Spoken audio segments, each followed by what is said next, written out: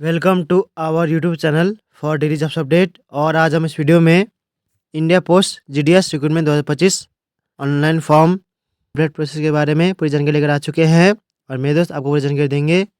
इस भर्ती का नोटिफिकेशन जारी हो चुका है और ऑनलाइन आवेदन प्रक्रिया भी स्टार्ट हो चुकी है। ऑनलाइन फॉर्म फिल करते समय आपको कोई भी गलती या फिर मिस्टेक नहीं करनी होगी, नहीं तो आपके एप्लीकेशन फॉर्म रिजेक्ट हो सकते हैं। साथ ही साथ फॉर्म फिल करते समय आपको कुछ महत्वपूर्ण बातों का ध्यान रखना होगा, तभी आपके एप्लीकेशन फॉर्म सक्सेसफुली सबमिट हो पाएंगे। और फॉर्म फिल करते समय आपको डॉक्यूमेंट, फोटोग्राफ, सिग्नेचर कैसे और कितने केबी में अपलोड करने होंगे, ये कंप्लीट जानकारी हम आपको इस वीडियो में प्रोवाइड कराएंगे। ऑल ओवर इंडिया से आप अप्लाई कर सकते हो, मेल फीमेल दोनों अप्लाई कर सकते हैं। 21,413 ग्रामीण डाक सेवक के लिए वैकेंसीज निकली हुई है। यहाँ पर आपको सर्कल वाइज वैकेंसीज की भी जानकारी हम आपको इस वीडियो में complete step by step provide कराएंगे। साथ ही साथ ये भी जानकारी देंगे कि क्या यहाँ पर एलिजिबिलिटी क्राइटेरिया है, कैसे आप इस नोटिफिकेशन की पीडीएफ को डाउनलोड कर सकते हो, कैसे अप्लाई कर सकते हो और कब से कब तक आप अप्लाई ऑनलाइन कर सकते हो।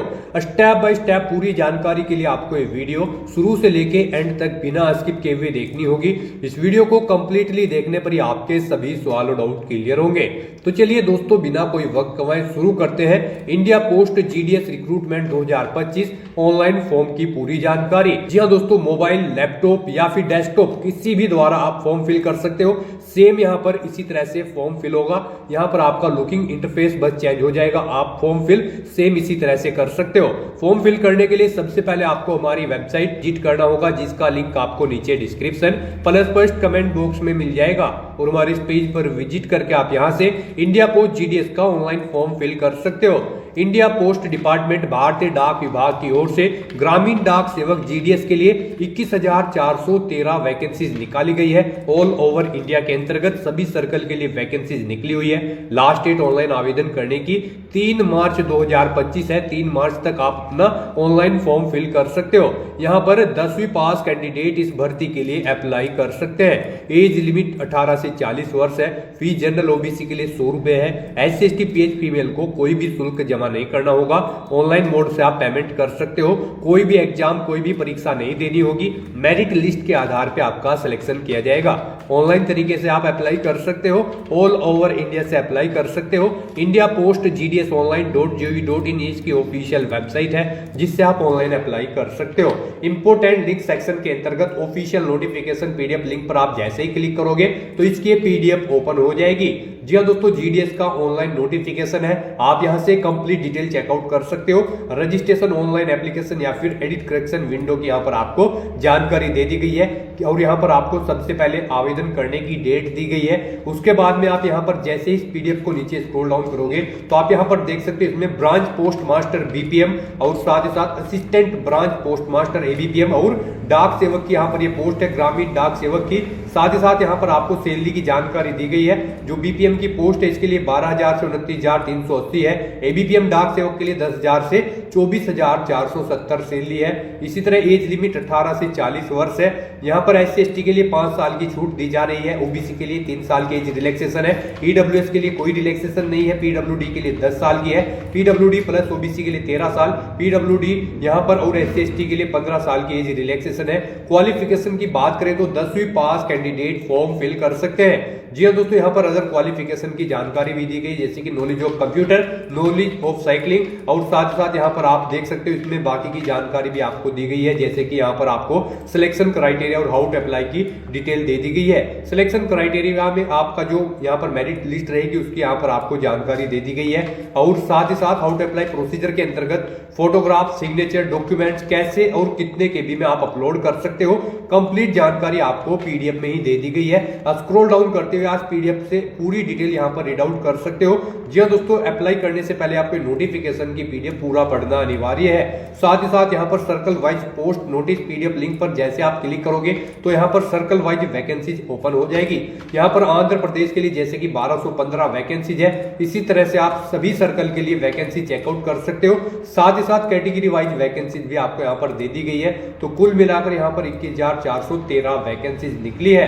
अप्लाई ऑनलाइन करने के लिए आपको हमारे पोर्टल पर ये अप्लाई ऑनलाइन का लिंक दिया गया है। इस पर आप जैसे ही क्लिक करोगे तो इसका ऑनलाइन का पोर्टल ओपन हो जाएगा। गाइस यहाँ पर अगर आपने पहले से रजिस्ट्रेशन रखा है तो आपको अप्लाई ऑनलाइन के स्टेप पर अपना कर्सर लाना है, फिर आपको अप्लाई के स्टेप पर क्लिक कर देना है लिंक पर। उसके बाद आपके सामने यहाँ पर कुछ इस तरह से इंटरफेस ओपन होगा। यहाँ पर आप अपना रजिस्ट्रेशन नंबर एंटर करें और किस सर्कल के लिए आपने अप्लाई किया है वो सर्कल सिलेक्ट करें और सबमिट बटन पर क्लिक करें।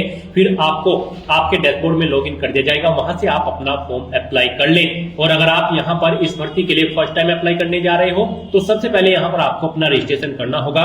उसके लिए आपको रजिस्ट्रेशन की स्टेप पर अपना कर्सर लाना है और रजिस्ट्रेशन की स्टेप लिंक पर क्लिक कर देना है। जैसे ही आप रजिस्ट्रेशन के इस लिंक पर क्लिक करोगे आपके सामने रजिस्ट्रेशन का फॉर्म ओपन हो जाएगा।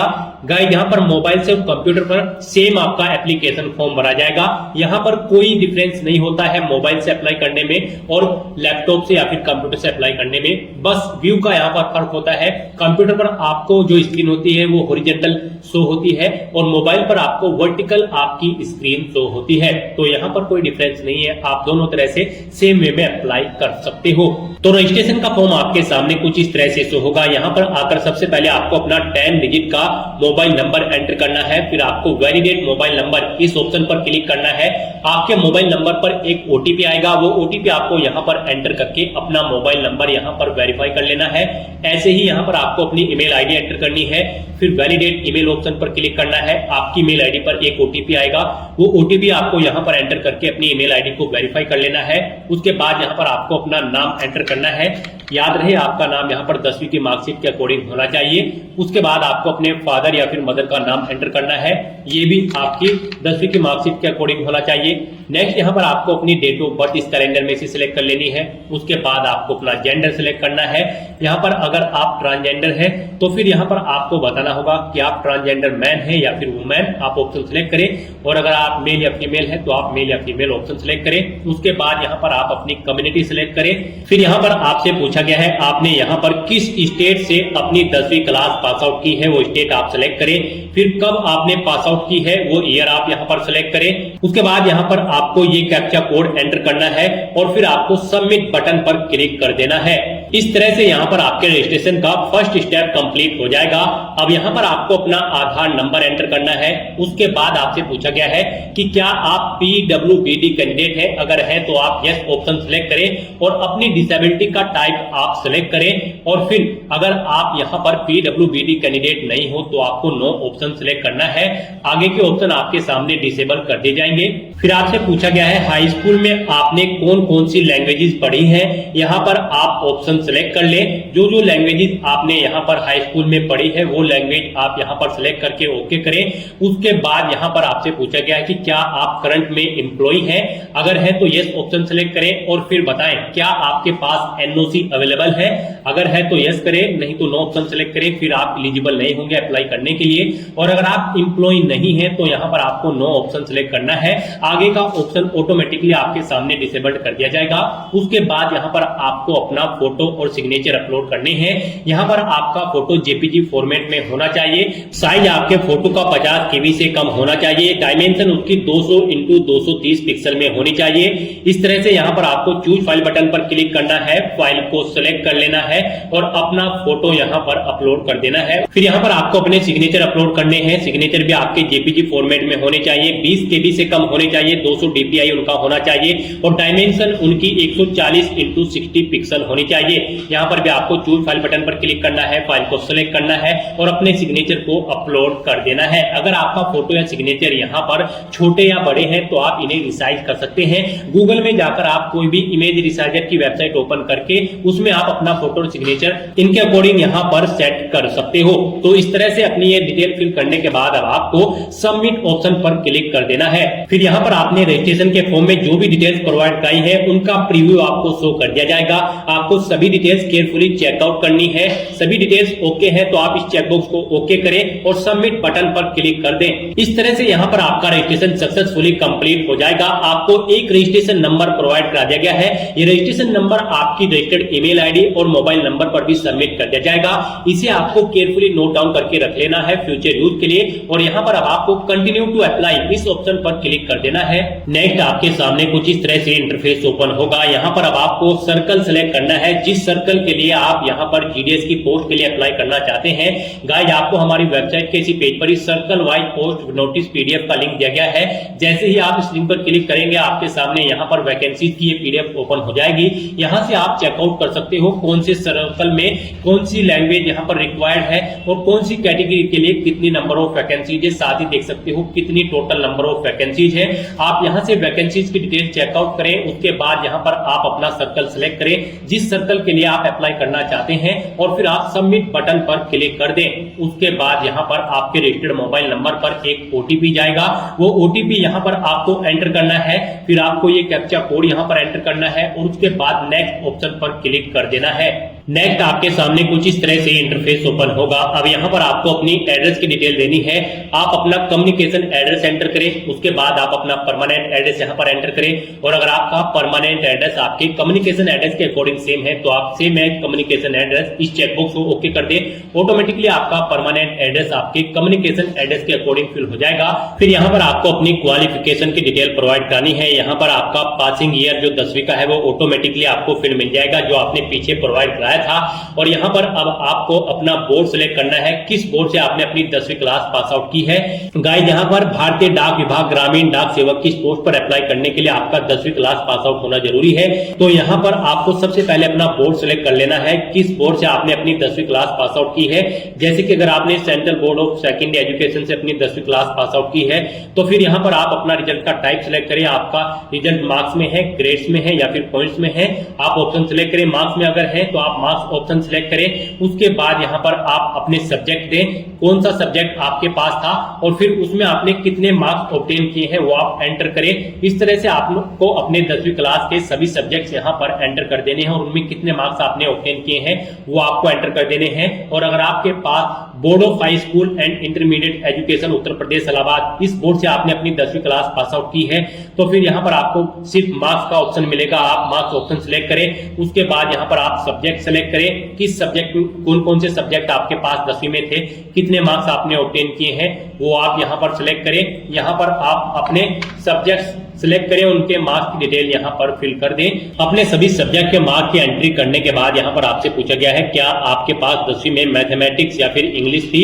एडिशनल सब्जेक्ट के रूप में। अगर थी तो आप इस चेकबॉक्स को ओके करें, नहीं थी तो यहाँ पर आप इस चेकबॉक्स को ओके न करें। अगर आप इसे ओके करते हैं तो फिर यहाँ पर आपको बताना होगा आपके पास एलिमेंट्री मैथमेटिक्स था या फिर मैथमेटिक्स या फिर मैथमेटिक्स फर्स्ट या 2 था या फिर इंग्लिश। आप यहाँ पर ऑप्शन सिलेक्ट करें और फिर आप ओके कर दें। उसके बाद अगर आपका स्कोर यहाँ पर सीजीपीए में था तो यहाँ पर आप अपना सीजीपीए एंटर कर सकते हैं। तो इस तरह से अपनी सभी डिटेल्स फिल करने के बाद अब आपको सेव एंड कंटिन्यू ऑप्शन पर क्लिक कर देना है।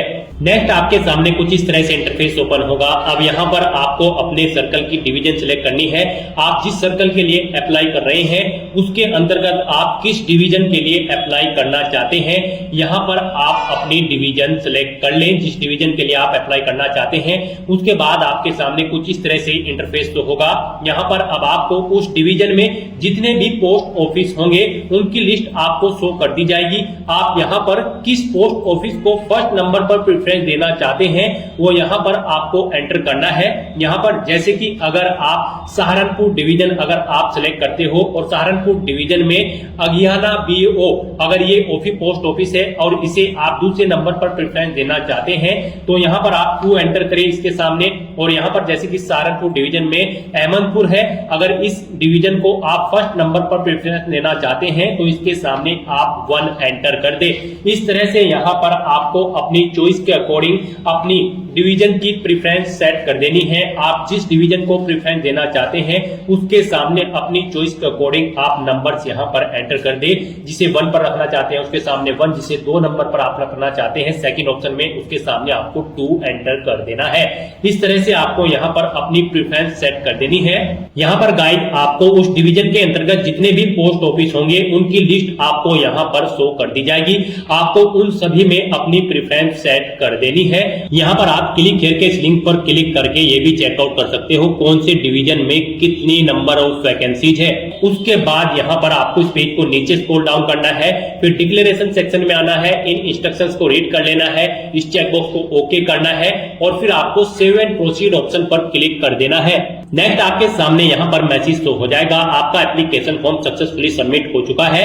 गाइस यहाँ पर अगर आप SC, ST, PH या फिर फीमेल कैंडिडेट हैं तो आपको फीस जमा नहीं करानी है, और अगर आप जनरल या फिर OBC कैटेगरी कैंडिडेट हैं तो यहाँ पर आपको 100 रुपए फीस के रूप में जमा कराने होंगे। उसके बाद आपका एप्लीकेशन फॉर्म यहाँ पर सबमिट होगा। फीस का पेमेंट आप डेबिट कार्ड, क्रेडिट कार्ड या फिर नेट बैंकिंग के थ्रू या फिर UPI के थ्रू कर सकते हो। तो यहाँ पर फॉर्म सबमिट होने के बाद आपको इसे नीचे स्क्रॉल डाउन करना है, प्रिंट के इस बटन पर क्लिक करके अपने एप्लीकेशन फॉर्म का एक हार्ड कॉपी प्रिंट आउट ले लेना है, फ्यूचर यूज के लिए, फ्यूचर रेफरेंस के लिए। तो दोस्तों ऐसे आप इंडिया पोस्ट भारतीय डाक विभाग ग्रामीण डाक सेवक GDS के 21,413 पोस्ट के लिए अपना फॉर्म अप्लाई कर सकते हो बिना कोई मिस्टेक किए हुए। आज की इस वीडियो में बस इतना ही। आई होप ये वीडियो आपको पसंद आई होगी। अगर पसंद आई हो तो इसे लाइक और शेयर करें, चैनल पर नए हो तो इसे सब्सक्राइब कर लें। Thanks for watching.